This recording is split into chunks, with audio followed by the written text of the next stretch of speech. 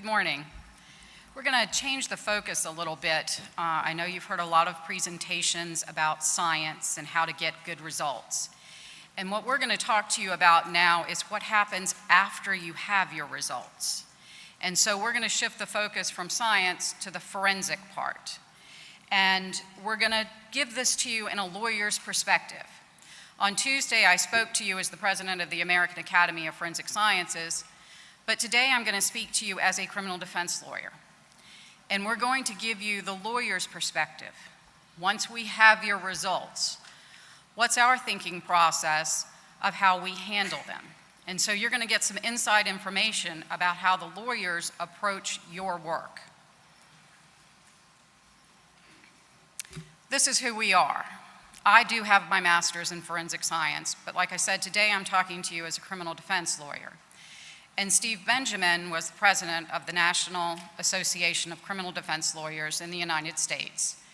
And what we're going to do is talk to you about how we think about a case when we see the scientific results and what decisions we have to make. And then we'll give you some tips of how to handle questioning from us. I know y'all probably don't testify as much as the experts in the United States do. But that actually means you need to be better prepared so that when you do have to testify, you're ready. In the United States, they get a lot of practice since they testify more frequently. One thing that you need to know is that as criminal defense lawyers, we do not consider science the enemy.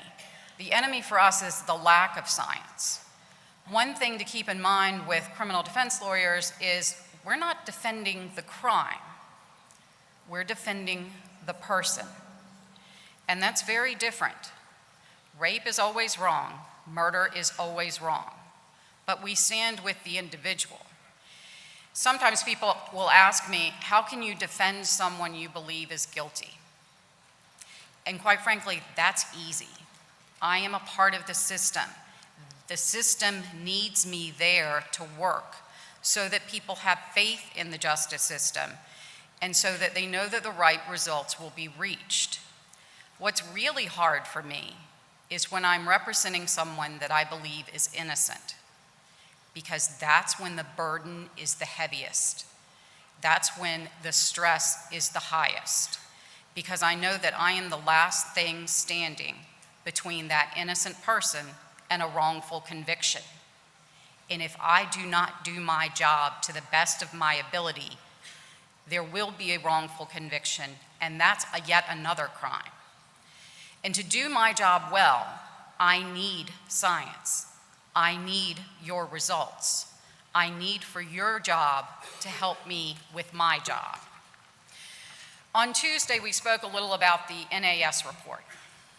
And I told you that there were a lot of things that people drew from that. One thing that's important is I think that the NAS report was not written for the scientists. It was written for the lawyers. Scientists in the forensic science community knew what they needed to do. They knew where they needed research. They knew the problems. But who did not know were the lawyers. It was the lawyers who weren't doing their job. All of these problems that were identified in the NAS report fall on the forensic side, not the science side. It's where the testimony is. And that's the lawyer's fault, because they weren't asking the right questions. They weren't doing their work, and they weren't prepared.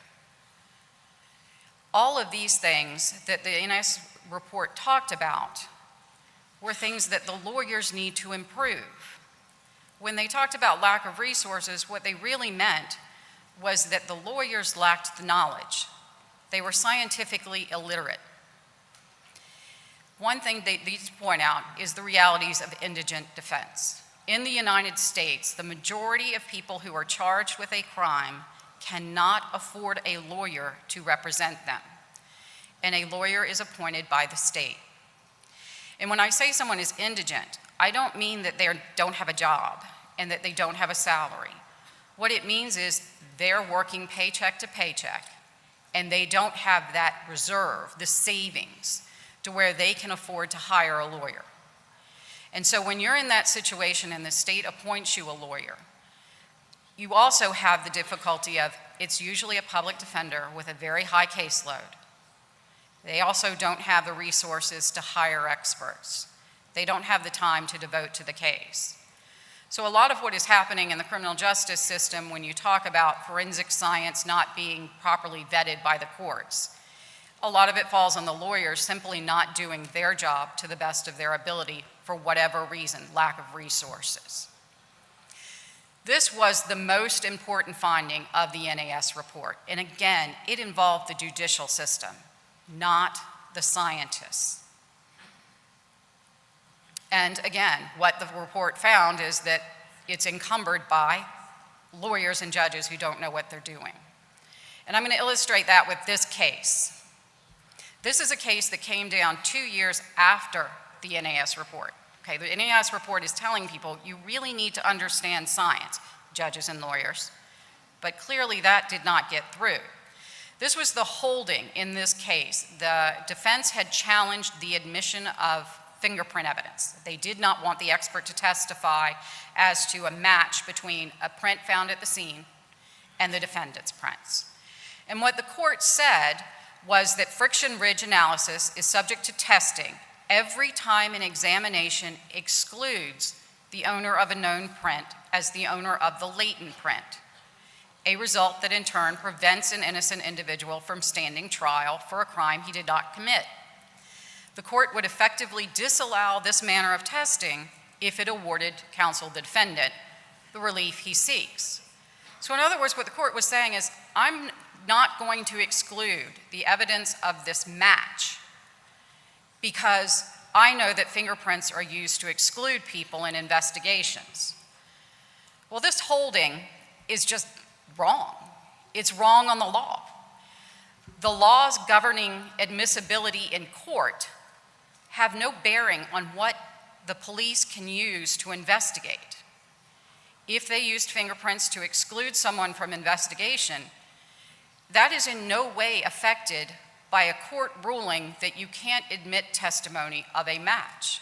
For instance, in the United States, polygraphs are frequently used by law enforcement to exclude individuals. However, it's not admissible in most US courts. And so one has nothing to do with the other, but the court in its mind thought that it did. The court also was really wrong on the science. Exclusion is not the same thing as individualization, matching someone to a print. Different scientific questions being asked and different standards. And so the court, 2 years after the NAS report, is still showing this type of scientific illiteracy, not knowing the science. And it's not just the judge's fault. It's also the lawyer's fault for not presenting it to the judge correctly so that the judge could reach the right decision. So the real value of the NAS report was for lawyers. And they were told, look, there's going to be reform in the forensic science community. You really need to get some education. You need to get experts to assist you. You need discovery to understand what's going on in the laboratory. You need to understand the standards of admissibility. And confrontation, that's the questioning of the witness. And that's where the NAS report was saying, lawyers, you haven't done your job. You haven't asked the right questions. So when a case involves scientific evidence, when you've done your job and you have your results, lawyers have to make a strategic decision. They need to decide how to handle that. And there are really two ways of handling it. You either challenge it, meaning try and keep it from coming into court, or you use it. Those are the decisions that a lawyer needs to make. To do that, these are the things that we need. We need a complete report from you, so we know what you did, what you tested, what you reached for a conclusion. We need documentation.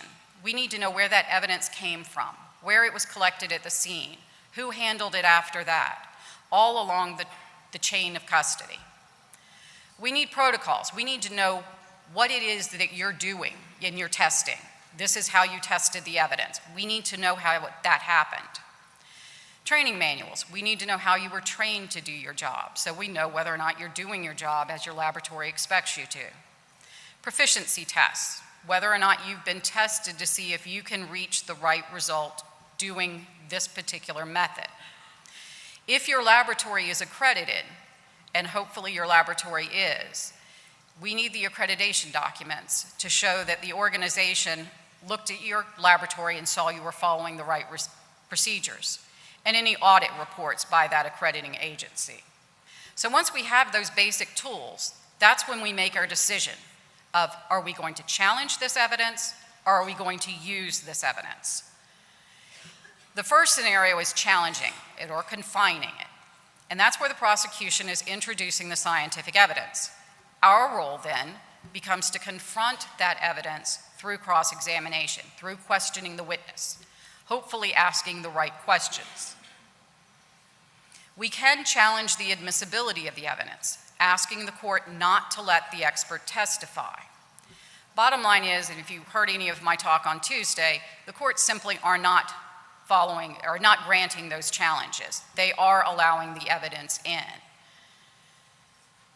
These are the factors that go into deciding whether or not something should be admissible, and it concerns the scientific foundation and how much it's relying on subjective human interpretation. Again, the judicial response has been not to grant these motions and to say that these are just topics you ask about on cross-examination when you're questioning the witness. So there have been narrower challenges trying to confine the conclusions, trying to exclude things like matching the fingerprint to the defendant and no one else on the planet could have that print. Absolute certainty challenges, saying that when the expert testifies, I'm absolutely certain of this conclusion. And there, the lawyers actually have the support of some scientific organizations to say, that's going too far. We don't have the research on that yet. We cannot say it excludes all other persons on the planet. Now, I think they're moving in that direction, and we very soon will be there, but right now not. And again, this is supported by the science, and so the lawyers need to know the science to be able to tell the judge, these conclusions, what we're asking you to do, judge, is what the scientists support. Zero error rate challenges, same sort of thing. You can't say that the method is foolproof no matter what. And that's because it's human. Humans are involved. There will be error because you're human. And to say that there's a zero error rate simply isn't supported by the research. Why do these challenges? Why ask the court not to admit the evidence if the court is going to admit the evidence? Well, one reason is to educate the judge so that the judge understands what science is involved here, the methods, the areas that you're ultimately going to want to question the witness about. You're giving a heads up to the court so that the court doesn't try and limit you on those questions. And it's also to tell the court, there are things that I'm going to need to ask the jurors, whether they understand, to make sure that they can sit on the jury. And then after the evidence comes in, the instructions that you give the jury so that they know how to understand the scientific evidence and properly consider it. Now, if you're going to confine the impact of the evidence, that means you're trying to limit the weight so that the judge or the jury, depending on what type of trial it is, will know how much weight to give that evidence, how persuasive it is, how much to consider that in reaching a verdict. And now I'm going to turn it over to Steve Benjamin, who's going to talk to you about what we consider when we start asking you questions about your results, so that you will be prepared when you're faced with those questions.